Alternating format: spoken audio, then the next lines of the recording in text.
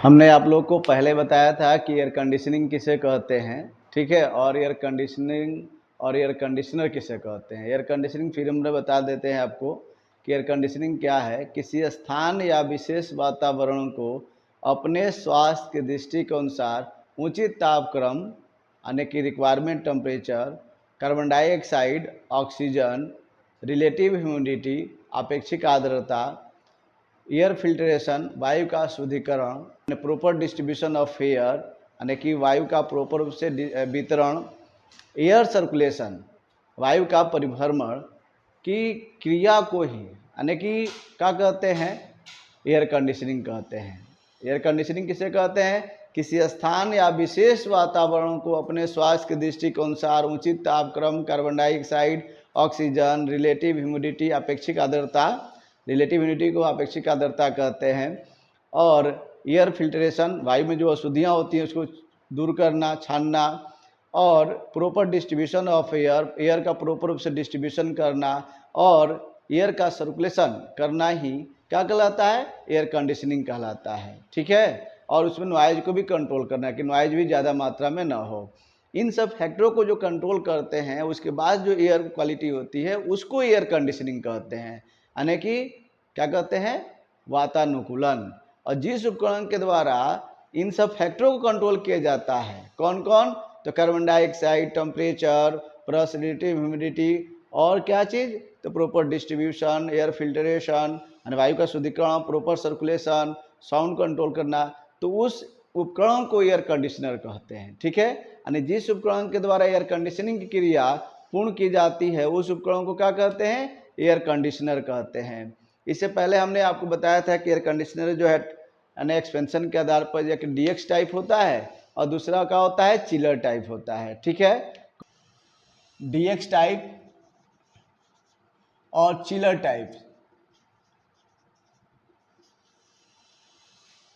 ठीक है। Chiller type और डीएक्स टाइप। डीएक्स के मतलब ड्राई एक्सपेंशन टाइप, और चिलर टाइप का मतलब कि पानी के द्वारा या किसी और के द्वारा ठंडा करके तब एयर कंडीशनिंग किया जाता है, तो उसको चिलर टाइप, इसके बारे में बताएंगे बाद में। पहले डीएक्स टाइप के बारे में बताते हैं कि डीएक्स टाइप क्या होता है। तो डीएक्स टाइप में जो है क्या होता है कि रूम एयर कंडीशनर भी आ जाता है। अब रूम एयर कंडीशनर में क्या होता है? विंडो टाइप, स्प्लिट एसी, और क्या होता है? मिनी पैकेज एसी होता है, वो आ जाएगा। और डीएक्स टाइप में जैसे क्या होता है कि ऑटोमोबाइल में आ जाएगा कार एसी और बस एसी। डीएक्स टाइप में क्या होगा कि पैकेज एसी भी आ जाएगा, कोल्ड स्टोरेज भी आ जाएगा, ये सब डीएक्स टाइप में है, ठीक है। और चिलर टाइप में क्या होता है कि एयर कूल्ड चिलर और वाटर कूल्ड चिलर दो प्रकार के आते हैं। तो पहले हम डीएक्स टाइप में आपको जो है क्या होता है सेंट्रल एयर कंडीशनिंग के बारे में बता रहे हैं कि क्या होता है डीएक्स टाइप। अब सेंट्रल एयर कंडीशनर किसे कहते हैं? सेंट्रल एयर कंडीशनर यानी कि एक ही सिस्टम के द्वारा एक साथ कई कमरे के वायु को वातानुकूलित किया जाता है, तो उस एयर कंडीशनर को सेंट्रलाइज एयर कंडीशनर कहते हैं। क्या कहते हैं? Centralise air conditioner. तो सेंट्रलाइज एयर कंडीशनर कितने प्रकार से किया जा सकता है इस सब के बारे में बता रहे हैं। तो पहला जो है क्या है? यानी डक्ट सिस्टम। पहला क्या हो गया? Duct system. सेंट्रलाइज में पहला हो गया डक्ट सिस्टम।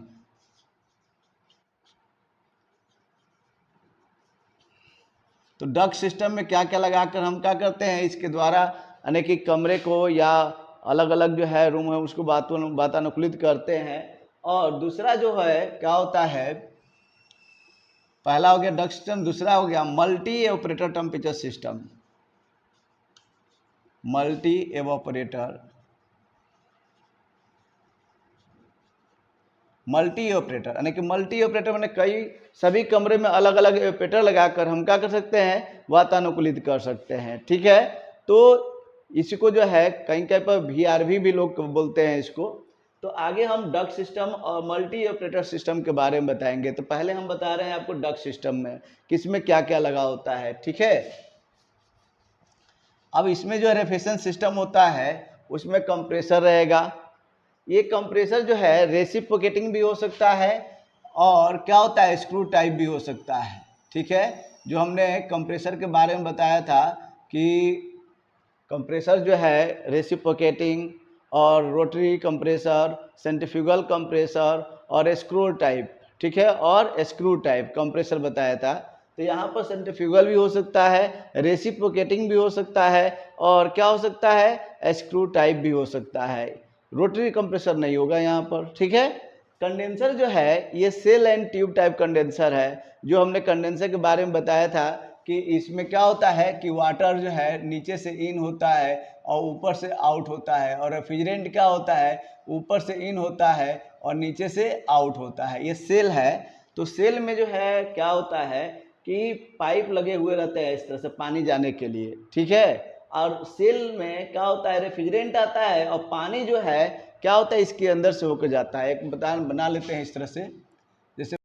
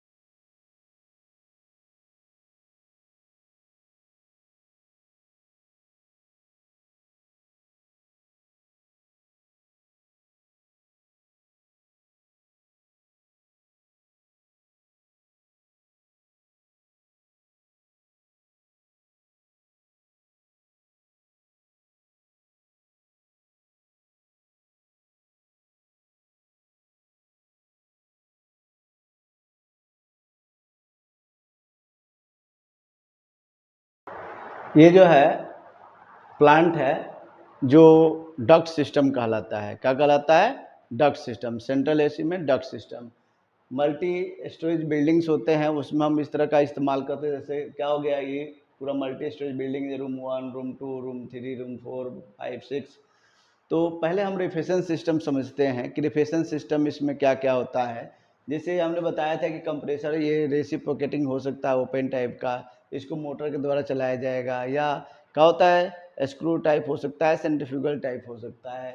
तो यहाँ से जब रेफ्रिजरेंट कंप्रेस करेगा तो ये जाएगा ये कंडेंसर में। ये condenser shell and tube type condenser है, जो इस सेल के अंदर रेफ्रिजरेंट आएगा। देखिए सेल के अंदर क्या है, रेफ्रिजरेंट आता है। सेल के अंदर रेफ्रिजरेंट रहेगा और रेफ्रिजरेंट के अंदर से उष्मा को स्थानांतरण करने के लिए क्या होता है कि इसमें कूलिंग ट्यूब लगाया गया है। देख रहे हैं ना यहाँ पर, इधर से पानी जो है ये कूलिंग टावर से पंप के द्वारा खींचकर इसमें भेजा जाएगा।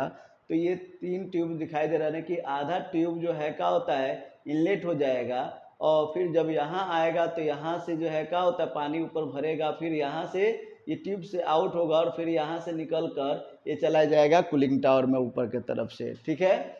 तो जब कूलिंग टावर में आएगा तो यहाँ पर देखिए इन जब होगा तो ठंडा रहेगा, और जब आउट होगा तो गर्म हो जाएगा। क्यों गर्म हो जाएगा, क्योंकि जो रेफ्रिजरेंट आ रहा है वो high pressure high temperature gas condition में रहता है। तो जब रेफ्रिजरेंट इससे टकराएगा, क्योंकि पानी इसमें जा रहा है तो ठंडा होगा ये ट्यूब, और जब रेफ्रिजरेंट इसे टकराएगा तो अपना गर्मी इसको दे देगा और वो उसका टेम्परेचर क्या हो जाएगा, डाउन हो जाएगा। तो धीरे धीरे जैसे जैसे रेफ्रिजरेंट ऊपर से नीचे आएगा वो टेम्परेचर कम होता जाएगा, और पानी जैसे जैसे नीचे से ऊपर जाएगा उसका टेम्परेचर बढ़ता जाएगा। यानी कि पानी जो हम क्या करते हैं, नीचे से प्रवाहित कराते हैं सेल के अंदर जो ट्यूब लगा है उसमें, और रेफ्रिजरेंट जो है हम क्या करते हैं ऊपर से प्रवाहित करते हैं सेल के अंदर, ठीक है। सेल के अंदर प्रवाहित करते हैं। एक कंडेंसर हमने चैप्टर आप लोग पहले पढ़ाया है, उस पर समझ में आ जाएगा। तो जैसे जैसे रेफ्रिजरेंट नीचे आएगा वैसे वैसे उसका टेम्परेचर घटता जाएगा, और जैसे जैसे रेफ्रिजरेंट का होगा यानी पानी रेफ्रिजरेंट के संपर्क में आता जाएगा वैसे टेम्परेचर उसका बढ़ता जाएगा, और फिर गर्म होकर फिर ये कूलिंग टावर में आ जाएगा। जब कूलिंग टावर में आएगा तो ये ऊपर से स्प्रे करता रहता है। इसमें यहाँ पर भी वाल्व लगा होता है, यहाँ भी वाल्व लगा होता है। तो ये अलग अलग जगह पर अलग अलग वाल्व लगा कर हम इसको कंट्रोल कर सकते हैं पानी को, ठीक है। चेक वाल्व यहाँ लगा होता है, यहाँ पर भी चेक वाल्व लगा होता है। चेक वाल्व यहाँ पर ज़्यादा मात्रा में लगाया जाता है कि ताकि पानी इधर से इधर नीचे की तरफ न आए पंप के ऊपर, जिसको एनआरवी भी बोलते हैं। यहाँ मान लीजिए हमने चेक वाल्व लगा दिया एक ठो, ये क्या हो गया, चेक वाल्व हो गया, ताकि जो है रिटर्न होकर पानी इसमें नीचे की तरफ न आए। तो ये चेक वाल्व हो गया, इसको एनआरवी भी कह सकते हैं। एनआरवी नॉन रिटर्न वाल्व या चेक वाल्व या रिफ्लेक्स वाल्व कहते हैं। तो यहाँ से जो है क्या होगा कि पानी जाएगा और फिर इधर से देखिए ये वाला भाग जो है बीच में ये क्या किया गया है, बंद कर दिया गया, यानी कि यहाँ पर पानी जाएगा तो 3 जो है ट्यूब्स होकर इधर जाएगा और फिर इधर से भरेगा, फिर इधर से आउट होगा। ठीक है, आउट होगा तो ये वाला पानी, इधर का पानी इधर नहीं जाएगा और उधर का पानी यानी ऊपर वाला पानी नीचे नहीं आएगा, 2 भागों में बट जाएगा ये। फिर यहाँ से निकल कर इसमें चला जाएगा। ऊपर फैन लगा होता है, फैन जब चलेगा तो क्या होगा, तीनों साइड से जो है ये चारों साइड से जो है पानी ऊपर से गिरता रहेगा और चारों साइड से हवा को खींच कर ऊपर की तरफ फेंकेगा। तो हवा के माध्यम से पानी क्या हो जाएगा, यानी टेम्परेचर डाउन हो जाएगा, क्योंकि जब ऊपर से पानी गिरेगा और नीचे से हवा जो है गुजरेगा तो हवा क्या करेगा, पानी के टेम्परेचर को लेकर ऊपर की तरफ निकल जाएगा। तो हॉट एयर बाहर निकल जाएगा और पानी धीरे धीरे नीचे आते आते यहाँ पर कोल्ड वाटर टैंक में इकट्ठा हो जाएगा। ठीक है, फिर पानी यहाँ से पंप करेगा, पंप ये सेंट्रीफ्यूगल वाटर पंप होता है और पानी को पंप करके फिर कंडेंसर भेजता रहेगा, यानी ये वाटर साइकिल कंप्लीट होता रहता है। तो जब वाटर साइकिल कंप्लीट होता है तो रेफ्रिजरेंट जब यहाँ आएगा तो रेफ्रिजरेंट क्या होगा, इसके टेम्परेचर से जो है कम हो जाएगा, पानी के टेम्परेचर की वजह से क्या हो जाएगा, इसका टेम्परेचर कम हो जाएगा और रेफ्रिजरेंट लिक्विड कंडीशन में परिवर्तित हो जाएगा। इसमें अलग से लिक्विड रिसीवर नहीं लगाते हैं, क्योंकि हमने आपको बताया था पहले कि जहाँ shell and tube type condenser का प्रयोग करते हैं वहाँ पर लिक्विड रिसीवर का प्रयोग नहीं करते हैं, क्योंकि यह सेल ही लिक्विड रिसीवर का काम करता है। फिर यहाँ से रेफ्रिजरेंट जब आता है तो लिक्विड फिल्टर में जाता है और लिक्विड फिल्टर क्या करता है, लिक्विड रेफ्रिजरेंट में जो भी अशुद्धियाँ होती हैं उसको छान कर रोक लेता है और शुद्ध लिक्विड रेफ्रिजरेंट को रेफ्रिजरेंट कंट्रोल में भेज देता है। ठीक है, और रेफ्रिजरेंट कंट्रोल माइक्रोफाइन अणुओं में एक्सपेंड करता है रेफ्रिजरेंट को और एक्सपेंड करके एवोपरेटर में भेजता है, जिससे एवोपरेटर में प्रेशर क्या हो जाता है, कम हो जाता है। जब एवोपरेटर में प्रेशर कम होता है रेफ्रिजरेंट का तो रेफ्रिजरेंट क्या करता है, एवोपरेटर के आसपास के टेम्परेचर को एब्जॉर्ब करके फिर यहाँ से रेफ्रिजरेंट वेपर कंडीशन में होकर फिर ये कंप्रेसर यानी सेक्शन लाइन द्वारा होकर कंप्रेसर में आ जाता है। तो देखिए एक तो हमने वाटर साइकिल के बारे में बताया और ये रेफ्रिजरेशन साइकिल कंप्लीट हो गया। ठीक है, 2 साइकिल कंप्लीट हुआ। अब तीसरा जो साइकिल है इसका वो है एयर साइकिल। ठीक है, इसको कहते हैं AHU, एयर हैंडलिंग यूनिट। क्या कहते हैं, AHU। देखिए AHU एयर हैंडलिंग यूनिट। इसमें लगा क्या होता है कि देखिए इसमें ब्लोअर हो गया, फिर उसके नीचे जो है क्या हो गया, यानी कि एवोपरेटर हो गया, उसके नीचे ये डिफास्टिंग ट्रे है। जो एवोपरेटर पर जब हवा क्रॉस करता है तो हवा में जो नमी की मात्रा होती है वो क्या होगा, पानी बनकर इस ट्रे में आके इकट्ठा होगा ताकि नीचे की तरफ न जाए। तो ये ट्रे में इकट्ठा होगा और यहाँ पाइप लगा हुआ है, यहाँ से बाहर निकल जाएगा पानी। ठीक है, एयर फिल्टर लगा हुआ है जो एयर में मिली हुई अशुद्धियों को दूर करने का काम करता है, रोक लेगा। और यहाँ ये मिक्सिंग चेम्बर है, क्योंकि ये जो है 20% खुला रहता है, इसका होल यहाँ ग्रीन लगाया गया है, 20% खोल दिया जाता है ताकि इधर से रिटर्न एयर आए और इधर से फ्रेश एयर दोनों मिक्स हो जाए और मिक्स होकर फिर एयर फिल्टर से टकराए। और एयर फिल्टर में जो भी एयर फिल्टर क्या करता है, जो भी अशुद्धियाँ होती हैं, डस्ट धुआं, ये सब जो है क्या करता है, कपड़े के रेसे उसको छान कर रोक लेता है और फिर जाता है ऑपरेटर पर एयर। तो ये ऑपरेटर से जब टकराता है या fins and tube type operator होता है, इसे जब एयर टकराता है तो वह एयर ठंडा हो जाता है। अब ब्लोअर क्या करता है, उसी एयर को फिर ये सप्लाई एयर डक्ट के द्वारा यहाँ से यहाँ तक भेज देता है। ठीक है, अब देखिए सप्लाई एयर डक्ट में यहाँ से ये एयर जा रहा है, एयर कंडीशनिंग एयर। ठीक है, यहाँ तक जाएगा, ये पूरा बंद रह जाएगा। ठीक है, ये दीवार है और इसमें से इधर जाएगा, इसमें से इधर जाएगा, उसी तरह से इसमें भी जाएगा, इधर भी जाएगा, एयर इधर भी जाएगा और इधर भी जाएगा। तो जब इस कमरे में आएगा तो यहाँ पर लगा हुआ है, ये डैम्पर्स लगा हुआ है, डिफ्यूजर्स लगा हुआ है हवा को डिस्ट्रीब्यूट करने के लिए। तो हवा को क्या करेगा, फैलाएगा और ये भी फैला देगा। यहाँ पर डैम्पर लगा हुआ रहता है, एक प्रकार का कवर जो हम फिगर के द्वारा दिखाएंगे आपको, यह डैम्पर लगा होता है। जब इसमें एयर का सर्कुलेशन नहीं चाहिए तो यहाँ पर क्या किया जाता है कि डैम्पर को बंद कर दिया जाता है, तो हवा इधर से आना बंद हो जाता है। यहाँ पर भी ये डैम्पर लगा होता है। मैनुअली भी ऑपरेट कर सकते हैं और ऑटोमेटिकली यानी कि स्विच के द्वारा भी हम ऑपरेट कर सकते हैं। ठीक है, इसमें लीवर लगा होता है, लीवर के द्वारा इसको ऑपरेट कर सकते हैं। ठीक है, ये डैम्पर है और ये क्या है, डिफ्यूजर से जो हवा को क्या करता है, अलग अलग भागों में बांटने का काम करता है। ठीक है, अगर गोलाकार डक्ट है तो वहाँ पर गोलाकार लगा जाएगा, अगर वर्गाकार है तो वर्गाकार डिफ्यूजर से लगेगा। तो इस तरह से सभी कमरों में जो है क्या होगा, एयर आएगा और फिर इस कमरे का एयर यहाँ पर रिटर्न एयर डक्ट लगा हुआ है, देख रहे हैं ना, यहाँ पर इस कमरे से आएगा, जो भी वस्तुएं रहेंगी उससे टकराएगा, आदमी रहेंगे उससे टकराएगा और फिर रिटर्न होकर इसमें आएगा, फिर यहाँ से रिटर्न होकर इसमें आएगा और ये यहाँ से ये पाइप यहाँ पर है, ये एक में है। ठीक है, इस कमरे का भी रिटर्न, इस कमरे का भी रिटर्न आकर इसमें आ जाएगा। ये मेन रिटर्न एयर डक्ट है। क्या है, मेन रिटर्न एयर डक्ट है। और ये है सप्लाई एयर डक्ट, इधर से जा रहा है और रिटर्न एयर डक्ट यहाँ से है, इधर से सप्लाई आ रहा है, सप्लाई नहीं, रिटर्न होकर कमरे से, सभी कमरों से यहाँ से रिटर्न होकर इसमें से इसमें आकर मिल गया, फिर इस कमरे का भी रिटर्न होकर इसमें मिल गया। देखिए सबका, ये यहाँ से इसका भी निकल कर ये अंदर अंदर इसमें ज्वाइंट है, ये ना समझिए कि ये अलग अलग है, ये यहाँ से निकल कर इसमें ज्वाइंट होकर फिर इसमें आ गया, तो इस कमरे का और इस कमरे का दोनों मिलकर इसमें आ जाएगा और फिर जब यहाँ आएगा तो इसमें आएगा और यहाँ पर क्या होगा कि 20% खुला रहेगा, तो जब शॉक करेगा तो इधर से भी एयर आएगा और इधर से भी आएगा, तो 20% क्या होगा, खुले होने की वजह से ये मिक्स हो जाएगा यहाँ पर। क्यों, क्योंकि इस कमरे का और इस कमरे का, इस कमरे का, इस कमरे का सभी जो भी व्यक्ति रहेंगे, वह व्यक्ति क्या होगा कि कार्बन डाइऑक्साइड छोड़ेंगे। जैसे मान लीजिए इस कमरे में हम लोग हैं तो जितने आदमी हैं उतने आदमी क्या करेंगे, इसमें जो ऑक्सीजन की मात्रा है वो सांस ले लेकर कार्बन डाइऑक्साइड के रूप में परिवर्तित करते जाएंगे। ठीक है, क्या करते जाएंगे, कार्बन डाइऑक्साइड के रूप में परिवर्तित करते जाएंगे, जिससे क्या होगा कि ऑक्सीजन का लेवल घटते जाएगा और कार्बन डाइऑक्साइड का लेवल बढ़ते जाएगा। ठीक है, तो इसलिए यहाँ पर ऑक्सीजन के लेवल को बनाए रखने के लिए हम यहाँ पर क्या कर देते हैं कि 20% इसको खोल देते हैं, ग्रिल लगा देते हैं, जिससे इधर से रेफ्रिजरेंट एयर आएगा, रिटर्न एयर, और इधर से फ्रेश एयर, दोनों मिक्स हो जाएगा और फिर यहाँ फिल्टर से टकराएगा, फिर एपरेटर से टकराएगा, फिर ठंडा होकर इसमें सभी कमरों में चला जाएगा। ठीक है, तो इस तरह से जो है आप इसको समझ सकते हैं कि यह DX टाइप डक्ट सिस्टम है। ठीक है, ठीक है, डक्ट सिस्टम समझ में आ गया ना।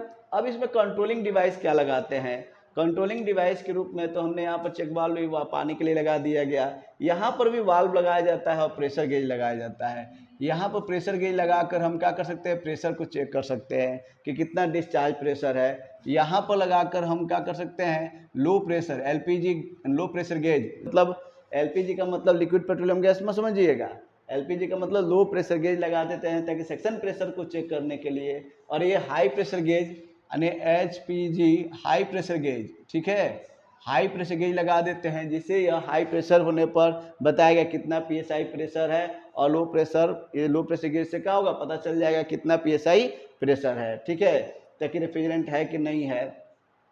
ये तो हो गया। अब इसके बाद एयर हैंडलिंग यूनिट में हमने यहाँ पर डिफ्यूजर्स हवा को कंट्रोल करने के लिए लगा दिया।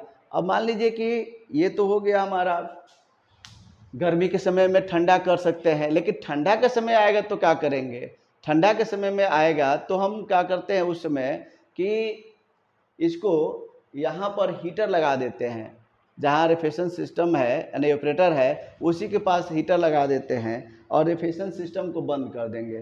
तो जब बंद कर देंगे तो हीटर जब ऑन होगा तो यहाँ से गर्म हवा इसके अंदर जाएगा और गर्म हवा जो है क्या होगा, यानी कि पूरे कमरे को गर्म कर देगा। ठीक है, और फिर गर्म हवा इधर से होकर फिर इसमें आएगा, फिर ये ऑपरेटर तो ठंडा होगा नहीं, हीटर होगा, तो हीटर से जब हवा टकराएगा और हीटर गर्म है तो उससे जो टकरा कर जाएगा तो हवा गर्म हो जाएगा, ये कमरा भी गर्म हो जाएगा। ठीक है, लेकिन बात कब होता है, कब दिक्कत होता है, जब किसी कमरे में ठंडा चाहिए, किसी कमरे में गर्म चाहिए, तो उस कंडीशन में क्या होता है कि यहाँ पर डैम्पर के पास ही, यहाँ जो हमारा डक्ट है तो डक्ट के बाद डैम्पर लगा होता है, यहीं पर हीटर लगा दिया जाता है और हीटर का कंट्रोलिंग कर दिया जाता है इसी कमरे में। ठीक है, ताकि आपको अगर हीटर की ज़रूरत पड़े, गर्म की ज़रूरत पड़े, तो यहीं से स्विच को ऑन कर दीजिए, तो ये हवा जो आएगा, यहाँ से आएगा हवा, तो हीटर से टकराएगा और टकरा कर गर्म हवा आपको मिल जाएगा। बाकी सब में ठंडा ठंडा जाएगा और यहाँ हीटर ऑन कर देंगे तो यहीं से हीटर से आपको गर्म हवा मिलने लगेगा।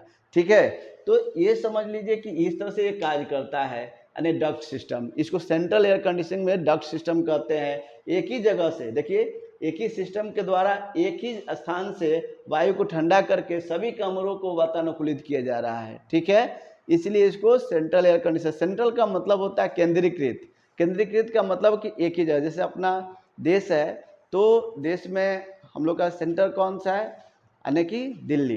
दिल्ली कैपिटल है ना, राजधानी है, और वही सेंटर है। कहते हैं सेंट्रल गवर्नमेंट, मतलब कि जितने राज्य हैं अपने भारतवर्ष में, वो सभी राज्य जो है सेंट्रल गवर्नमेंट से जुड़े हुए हैं। ठीक है, तो वह सेंट्रल गवर्नमेंट मतलब सेंट्रलाइज है। जो भी नियम पास करेगा सेंट्रल गवर्नमेंट, वो पूरे देश को मान्य होगा। और अलग अलग जो है क्या होते हैं, राज्य में मंत्री होते हैं, सीएम हैं, वो जो नियम पास करेंगे वो उसी राज्य में मान्य रहेगा। और डीएम जो होते हैं, डिस्ट्रिक्ट मजिस्ट्रेट, जो भी नियम पास करेंगे वो केवल उसी डिस्ट्रिक्ट में क्या होगा, फॉलो किया जाएगा। तो यहाँ पर जो है ये सेंट्रलाइज एयर कंडीशनर हो गया। तो समझ में आ गया centralise air condition duct system. हम इसको फिगर के माध्यम से भी आपको हम समझाएंगे कि किस तरह से जो है, वीडियो के माध्यम से समझा देते हैं किस तरह से कार्य करता है। ठीक है, यहाँ आपके सामने दिखाई दे रहा है कि ये जो है HU है, AHU, ये सबसे ऊपर लगा हुआ बिल्डिंग के ऊपर, इसको एयर हैंडलिंग यूनिट कहते हैं। ठीक है, और यहाँ से यह सप्लाई जो है, ये सप्लाई एयर डक्ट है, नीचे की तरफ जा रहा है। और ये जो है क्या होता है, रिटर्न एयर डक्ट है। अब देखिए इसको कैसे काम कर रहा है। देखिए ये फ्लोर पर, अलग अलग फ्लोर पर है, ये HU हो गया, एयर हैंडलिंग यूनिट। अब इस फ्लोर में ये सप्लाई एयर डक्ट हो गया। ठीक है, और ये रिटर्न एयर डक्ट हो गया। ये रिटर्न एयर डक्ट एकदम नीचे तक गया है, और ये सप्लाई एयर डक्ट भी क्या हुआ, नीचे तक गया है। और सभी जो है कमरों के लिए अलग अलग जो है सप्लाई एयर डक्ट निर्धारित किया गया है। देखिए देखिए ये हो गया AHU।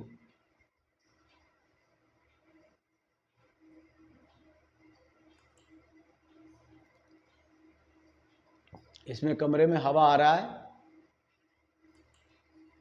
लोड से। इसमें अगर हीट लोड क्या होता है, मशीन चलता है। देखिए यहाँ पर ये सप्लाई एयर डक्ट हो गया, ऊपर हटा दिया गया, और नीचे का रिटर्न एयर डक्ट है, उसी तरह से सीधे नीचे चला गया है। यहाँ पर भी जो है इस कमरे से रिटर्न एयर आकर इसमें मिला हुआ है, इधर से भी रिटर्न आकर इसमें मिला, इसमें नहीं मिला है, इसमें आकर मिला हुआ है। और ये सप्लाई एयर डक्ट जो है ऊपर था, यहाँ से निकल कर गया था इसके ऊपर, तो सप्लाई एयर डक्ट था। ये जो है ये हीट लोड है। हीट लोड का मतलब है कि कितना आदमी है, क्या मशीन चल रहा है, कौन सा वर्क हो रहा है, उसी के हिसाब से हीट लोड निर्धारित कर दिया जाता है। ठीक है, अब देखिए यहाँ से जो है क्या हो रहा है, रिटर्न एयर के द्वारा यहाँ से हवा आ रहा है, और यहाँ से जो है कूल होकर, यानी एयर कंडीशनिंग होकर इस कमरे में जा रहा है। देखिए कैसे ये डिफ्यूजर्स लगा हुआ है, डिफ्यूजर्स के द्वारा हवा को डिस्ट्रीब्यूट कर रहा है इस कमरे में। और देखिए यहाँ चिलर एयर कंडीशनर, यानी कि यहाँ पर एयरपेटर लगा हुआ है, इसे जब टकरा कर जाएगा तो हवा ठंडा हो गया, इसी को चिलर कहते हैं, ऑपरेटर को ही चिलर कहते हैं। एयर हैंडलर मतलब कि यहाँ पर जो है हवा को सर्कुलेट कराने के लिए ब्लोअर मोटर लगा हुआ है। ये देख रहे हैं ना, ये मोटर है, और ये क्या हो गया, ब्लोअर है, बेल्ट के द्वारा चलाया जा रहा है। एयर फिल्टर, यहाँ पर एयर फिल्टर लगा हुआ है, जहाँ से हवा को शुद्ध किया जाएगा। ये AHU में ये सब लगा होता है। आपसे पूछा जाए कि बताइए AHU में क्या क्या लगा होता है, तो आप बताएंगे कि जो है ऑपरेटर, डिफास्टिंग ट्रे, ब्लोअर, और प्लस जो है क्या होता है, एयर फिल्टर लगा होता है। ठीक है, और यहाँ पर ये डैम्पर लगा हुआ है, इसके द्वारा हवा आ रहा है, देख रहे हैं ना, ये कूलिंग एयर इसमें आ रहा है। फिर यहाँ से नीचे जाएगा, और यहाँ से रिटर्न एयर डक्ट के द्वारा इसमें जाएगा। ये डैम्पर्स लगा हुआ है, देखिए यहाँ लिखा हुआ है डैम्पर्स। डैम्पर्स जो है ये यहाँ पर हम क्या कर सकते हैं, अगर डक्ट हमारा गोलाकार है, ठीक है, अगर गोलाकार डक्ट है तो ये गोलाकार डैम्पर लगेगा। अगर हमारा आयताकार है तो आयताकार डैम्पर लगेगा। अगर वर्गाकार है डक्ट तो वर्गाकार लगेगा। इस डैम्पर को हम ये लीवर से घुमाएंगे तो ये ऊपर उठ जाएगा, तो ये खुल जाएगा, जिससे हवा आने लगेगा। इसमें भी हम इसको घुमाएंगे ऊपर की तरफ तो ये खुल जाएगा, और हवा इधर के माध्यम से आने लगेगा। फिर इसको दबा देंगे तो ये नीचे दब जाएगा, बंद हो जाएगा। उसी तरह से इसको भी हम दबाएंगे तो बंद हो जाएगा, ठीक है। और इसको भी ऊपर ओपन कर सकते हैं, इसको ओपन क्लोज कर सकते हैं। ये मैनुअली भी कर सकते हैं और ऑटोमेटिक भी हो सकता है। डैम्पर्स देखिए खुल गया,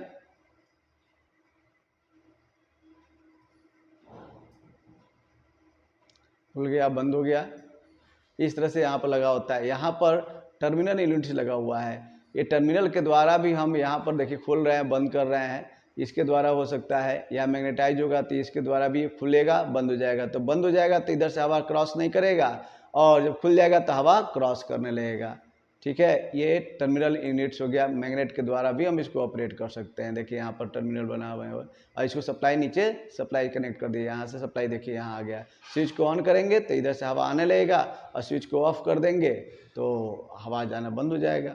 अब देखिए इधर जो है टर्मिनल यूनिट्स है, ये जोन मेरे क्षेत्र हो गया टर्मिनल यूनिट्स, जिसको हम ऑन करेंगे ऑन हो जाएगा, ऑफ करेंगे तो ऑफ हो जाएगा। देखिए इसमें भी लगा हुआ है, यहाँ पर स्विच लगा हुआ है, और यहाँ से भी यहाँ स्विच लगा है, जिसको टर्मिनल यूनिट्स को ऑन और ऑफ कर सकते हैं, ठीक है। जिसके माध्यम से हवा को रोक सकते हैं और हवा को आने दे सकते हैं, एयर कंडीशनिंग।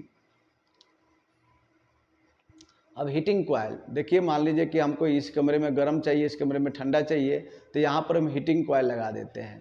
देखें ना कहाँ से है हीटिंग कॉइल। अब इससे जब हवा क्रॉस करके आएगा, इससे हवा जब क्रॉस करके आएगा तो हवा गर्म हो जाएगा, और इधर हवा जाएगा तो ये हवा ठंडा रहेगा। तो एक समय में हवा हम गर्म भी ले सकते हैं और ठंडा भी रख सकते हैं। इसको भी हम यहाँ से ऑपरेट कर सकते हैं हीटर को, हीटिंग कॉइल को, ठीक है। अब ये जो है यहाँ पर क्या होता है, साउंड को कंट्रोल करने के लिए यानी कि लाइनिंग्स लगाया गया रहता है, जो साउंड जब हवा जब जाएगा तो हवा से एयर वेलोसिटी होगा, एयर वेलोसिटी का भी साउंड होगा, तो उसको कंट्रोल करने के लिए इसका प्रयोग किया गया रहता है, ठीक है। अब देखिए यहाँ से जो है ये डिफ्यूजर्स हो गया, GRD ग्रिल, देखिए ग्रिल, रजिस्टर और डिफ्यूजर्स, ये 3 प्रकार के इस्तेमाल किए जाते हैं। GRD का पूरा नाम क्या हो गया, ग्रिल्स, रजिस्टर और डिफ्यूजर्स, ठीक है। ये सब हवा को डिस्ट्रीब्यूट करने के लिए इस्तेमाल में लाया जाता है। जैसे हमने बताया ही था आपको कि एयर कंडीशनिंग क्या होता है, किसी स्थान या विशेष वातावरण को अपने स्वास्थ्य के दृष्टिकोण से या दृष्टि के अनुसार उचित तापक्रम, कार्बन डाइऑक्साइड, अपेक्षिक आर्द्रता और air filtration, proper distribution of air, और एयर फिल्ट्रेशन हो गया प्रॉपर डिस्ट्रीब्यूशन ऑफ एयर और एयर सर्कुलेशन, तो ये डिस्ट्रीब्यूशन करने के लिए इस्तेमाल में लाया जाता है। ये डिफ्यूजर्स हो गया, ग्रिल, और देखिए यहाँ पर डिफ्यूजर से देख रहे हैं ना, चारों तरफ से हवा को डिस्ट्रीब्यूट किया जा रहा है कि नहीं किया जा रहा है, ताकि सभी जगह समान रूप से हवा वितरित हो, डिस्ट्रीब्यूट हो। इसी तरह से सेकंड फ्लोर, इसी तरह से नीचे वाला फ्लोर पर, उसके नीचे वाला फ्लोर पर इसी तरह की व्यवस्था बना हुआ रहता है, ठीक है। अब देखिए यहाँ रिटर्न इनलेट, अब यहाँ से रिटर्न होकर जा रहा है, देख रहे हैं ना, इसमें आ रहा है, इसमें नहीं जा रहा है, इसमें आ रहा है। उसी तरह सभी कमरों से निकल होकर इसमें आएगा और यहाँ से इसमें जाएगा। और यहाँ पर क्या होगा, मिक्सिंग चेम्बर है, ये मिक्स करेगा, और मिक्स करके देखिए यहाँ पर है ना मिक्सिंग चेम्बर, देखिए यहाँ पर, यहाँ से रिटर्न एयर आ रहा है और यहाँ से फ्रेश एयर आ रहा है। देखिए 10 से 20% यहाँ से फ्रेश एयर अंदर प्रवेश कर रहा है, और फिर यहाँ से चला जाएगा कहाँ पर, एयर फिल्टर में, एयर फिल्टर से ऑपरेटर में, ऑपरेटर से ब्लोअर होते हुए चलाएगा, ठीक है। तो समझ में आ गया आप लोगों को।